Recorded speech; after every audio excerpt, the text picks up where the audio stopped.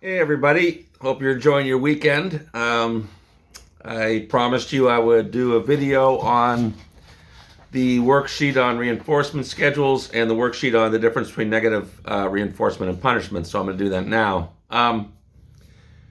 Again, with reinforcement schedules, it's all about applying reinforcement to how it happens in real life. And it's focused entirely on what triggers when reinforcement happens. That's it. So it's either something I do, buying a lottery ticket, gambling, playing sports, or it's based on time. My paycheck, waiting for something to come in the mail, waiting to turn 18 to be an adult, waiting to turn 21 to legally drink, waiting to turn 16 to drive, etc. All right? So, reinforcement schedules. Let's go over this one first. And we're looking here at identifying either fixed ratio, fixed interval, variable interval. Ratio, my behavior triggers when reinforcement happens. Interval, it's time triggers when reinforcement happens. Fixed, it's known, it's predictable. Variable, it's not known, and it's not totally predictable. So, buying state lottery tickets and winning. Ratio, for sure, but do I know how many lottery tickets I'm going to have to buy before any of them wins? No. So, it's variable ratio. A hotel maid may take a 15-minute break only after having cleaned 3 rooms. So, the 15-minute break is the reinforcement. Every 3 rooms cleaned, I get a break. So, it's cleaning rooms, ratio, every 15 minutes, totally predictable, fixed ratio. It might take one maid 3 hours to do that. It might take another maid 5 hours to do that. It doesn't matter. It's not based on time. It's based on behavior. Watching and seeing shooting stars on a dark night. Obviously, my behavior has nothing to do with that. So it's completely time, and that's interval. And I can't totally predict when the star is going to shoot, when I'm going to be able to see it. So that's variable interval. A teenager receives an allowance every Saturday. Even though the teenager does work or chores to get the allowance, this is all about what triggers when reinforcement happens. It's Saturday. It's Saturday, every Saturday. It never changes. So it's time, it's interval, it's fixed because it's known. Fixed interval. Checking the front porch, number 5, for a newspaper when the delivery person is unpredictable. This, for me, it's based on time. I don't know when the newspaper person is going to deliver the newspaper, and this newspaper person, as it says, is unpredictable. So it's variable interval. A professional baseball player gets a hit approximately every 3rd time at bat. Approximately every 3rd time means if the batter comes up 100 times, he's going to get, or she's going to get, about 33 hits. All right, and in baseball, obviously, a 300 average is excellent. A 333 is terrific. It's Hall of Fame. Those are Hall of Fame numbers. However, I don't know exactly when I'm going to get the hit. I just know over time I'm going to get a hit 1 out of 3 times. So it's variable. It's not totally predictable, and I have to go up there and hit the ball to get reinforcement. It's behavior or ratio, variable ratio. Checking the oven to see if chocolate chip cookies are done. So I'm baking. When baking time is known. If the baking time is known, it's totally predictable. It's fixed. If it's time, it's interval. Fixed interval. A blueberry picker receives $1 after filling 3-pint boxes.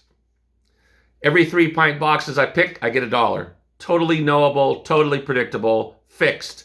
What triggers the reinforcement? Me filling up those pint boxes, my behavior. Fixed ratio. A charitable organization makes an average of 10 phone calls for every donation it receives. So if I make 100 calls asking people for money, I'm going to get about 10 donations. Can I totally predict which calls are going to do it? No.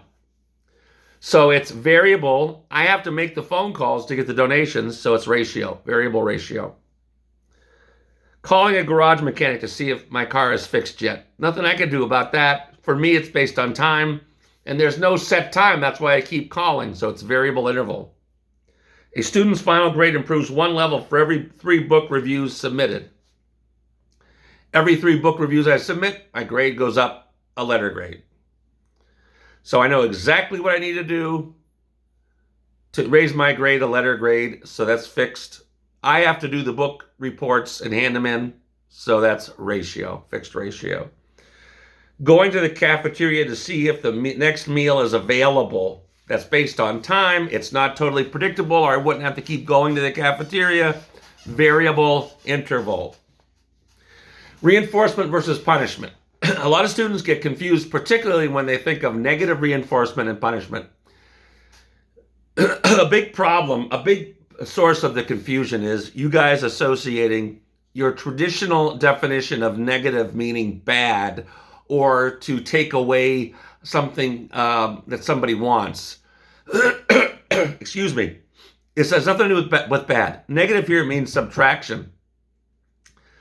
Negative reinforcement means you get rid of something unpleasurable. You take away something I don't like. There's a ton of things in our life based on negative reinforcement. When you get in the car, if you don't put the seatbelt on, the buzzer goes off. You put the seatbelt on, buzzer stops. You get rid of something unpleasant, the buzzer sound, negative reinforcement. When you get up in the morning, if you use any kind of an alarm, the alarm is negative reinforcement. I get up to turn the alarm off. Get rid of something unpleasant. I take medication to get rid of my unpleasant physical feeling, headache, stomachache, whatever it might be. Somebody arrested for possessing drugs tells the police where they got them, so they get a reduced sentence. So a long sentence goes away, something unpleasant goes away, negative reinforcement.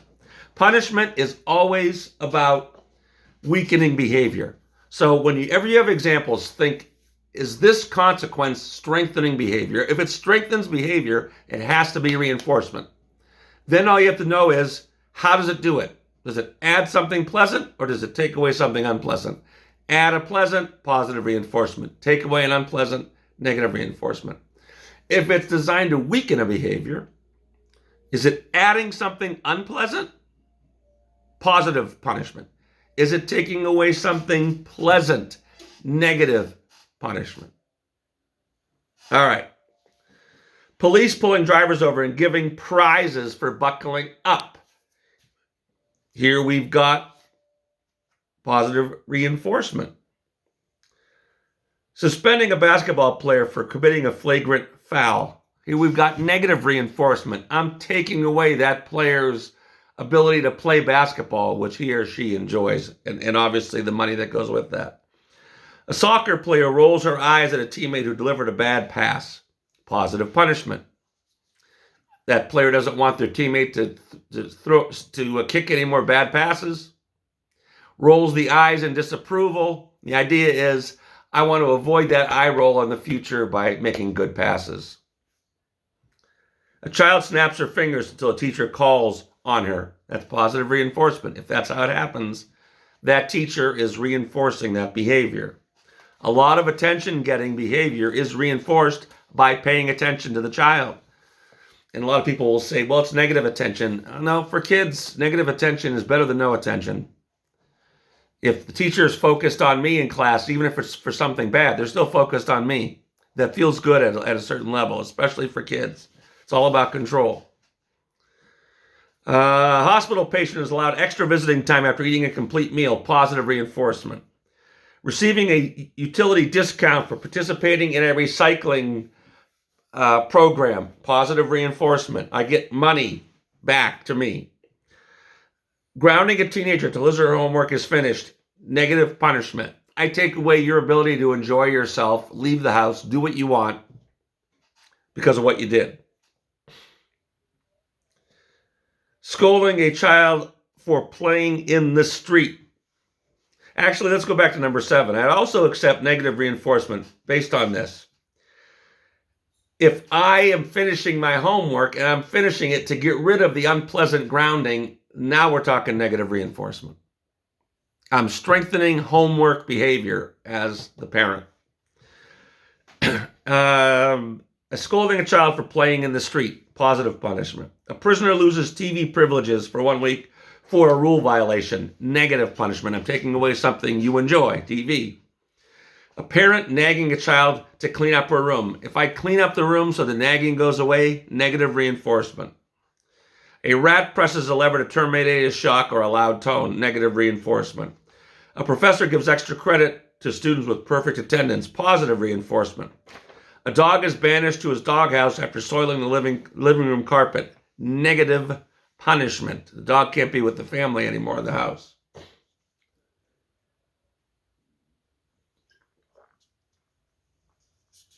It's Pellegrino, by the way, mineral water. It's really good.